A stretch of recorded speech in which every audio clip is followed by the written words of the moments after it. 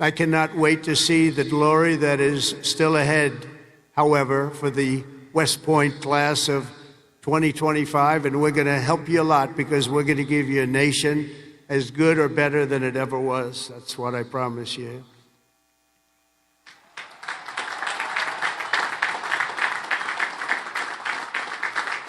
All the victories that you've had together on these grounds will soon pale in comparison to the momentous deeds that you'll perform on the mission you're accepting today. And as a future leader of America's Army, and we have that Army geared up, we have ordered, we just went $1 trillion military budget, General. Do you know that? $1 trillion. Some people say, could you cut it back? I said, I'm not cutting 10 cents. There's another thing we can cut. We can cut plenty of others. Right, Dan? We can cut plenty of other things. And you have a good man in Dan, too, General. I think you're going to find that. It's a very different warfare out there today. Now they've introduced a thing called drone. A drone is a little bit different. It makes you have to go back and learn a whole new form of warfare, and you're going to do it better than anybody else. There won't be anybody close. Generation after generation, the men and women of the Army have done whatever it takes to defend our flag, pouring out their blood onto the fields of battle all over the world. And all over the world, you're respected like nobody is respected. Our soldiers have sprinted through storms of bullets, clouds of shrapnel, slogged through miles of dirt and oceans of sand, scaled towering cliffs of jagged rock. And time again, the American soldier has charged into the fires of hell and sent the devil racing in full retreat.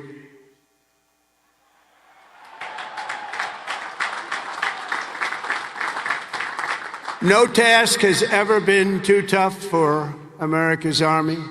And now that 250-year legacy of glory and triumph belongs to you, the 1,000 newest officers of the greatest fighting force in the history of the world. And that's what you are, and that's what you're being thought of.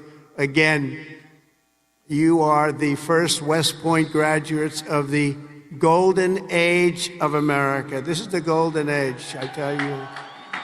Promise. We're in a new age. This is the golden age. And you are going to lead the Army to summits of greatness that has never reached before. And you see that. You see what's happening. You see what's going on in the world. Each of you is entering the officer corps at a defining moment in the Army's history. For at least 2 decades, political leaders from both parties have dragged our military into missions it was never meant to be. It wasn't meant to be. People would say, why are we doing this? Why are we wasting our time, money, and souls in some case? They sent our warriors on nation-building crusades to nations that wanted nothing to do with us, led by leaders that didn't have a clue in distant lands, while abusing our soldiers with absurd ideological experiments here and at home. All of that's ended. You know that. All of it's ended. It's ended strongly ended. They're not even allowed to think about it anymore. They subjected the armed forces to all manner of social projects and political causes while leaving our borders undefended and depleting our arsenals to fight other countries' wars. We fought for other countries' borders, but we didn't fight for our own border, but now we do, like we have never fought before, by the way. But under the Trump administration, those days are over. We're getting rid of the distractions, and we're focusing our military on its core mission, crushing America's adversaries, killing America's enemies, and defending our great American flag like it has never been defended before.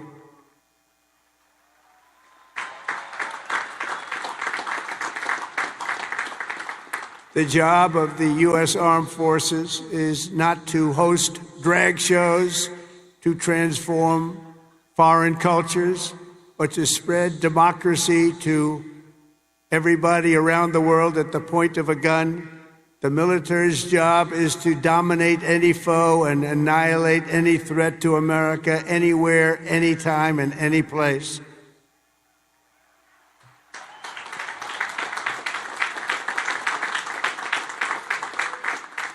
A big part of that job is to be respected again, and you are, as of right now, respected more than any army anywhere in the world, and that's happening, and I can tell you, you are respected like nobody can believe. As president, I am laser focused on our core national interests. My preference will always be to make peace and to seek partnership, even with countries where our differences may be profound. As you know, we're working on a lot of things right now. When I left office 4 years ago, we had no wars, we had no problems, we had nothing but success. We had the most incredible economy, the single greatest economy for a president in history. I think we're going to beat it this time by a lot, if you want to know the truth. But we had something going on very special. But if the United States or its allies are ever threatened or attacked, the Army will obliterate our opponents with overwhelming strength and devastating force.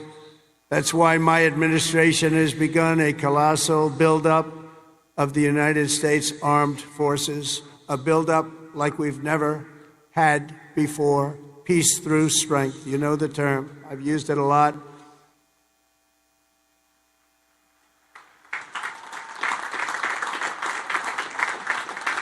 Because as much as you want to fight, I'd rather do it without having to fight.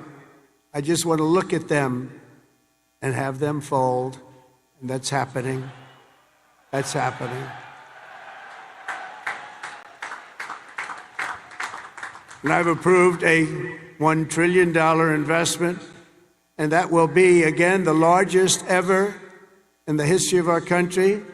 And we are buying you new airplanes, brand new, beautiful planes, redesigned planes, brand new planes, totally stealth planes. I hope they're stealth. I don't know. That whole stealth thing, I'm sort of wondering. You mean if we shape a wing this way, they don't see it, but the other way they see it? I'm not so sure, but that's what they tell me. We have the best tanks anywhere in the world. We're going to start shipbuilding again. We're going to start ship. We used to build a ship a day. Now we don't build them anymore. We had a lot of people that didn't know much about getting things built, but that's all I've done in my life is build. We're going to have the best missiles. We already do. Drones and much, much more. And earlier this week, I think you'll like this, I announced that we are officially building all in America, made in America, designed in America. We're the only ones that could do it because we're the only ones with the great technology. We're building the Golden Dome missile defense shield to protect our homeland and to protect West Point from attack. And it will be completed before I leave office.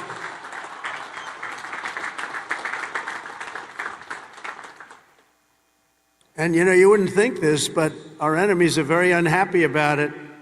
You've been hearing, you've been reading. Why are they doing that? Why? Well, we're doing it because we want to be around for a long time. That's why we're doing it. We're also restoring the fundamental principle that a central purpose of our military is to protect our own borders from invasion. Our country was invaded for the last 4 years, and they've allowed people to come into our country that shouldn't be here. Criminals walk in, no vetting, no checking, no nothing. Where are they coming from? And they were taking people out of prisons. They were taking gang members. They were taking the mentally insane and allowing them to come in, and we're getting them out of our country. We have no choice. We're getting them out and bringing them back where they came from. Have no choice. And it's not easy. It's not easy. But hopefully the courts will allow us to continue.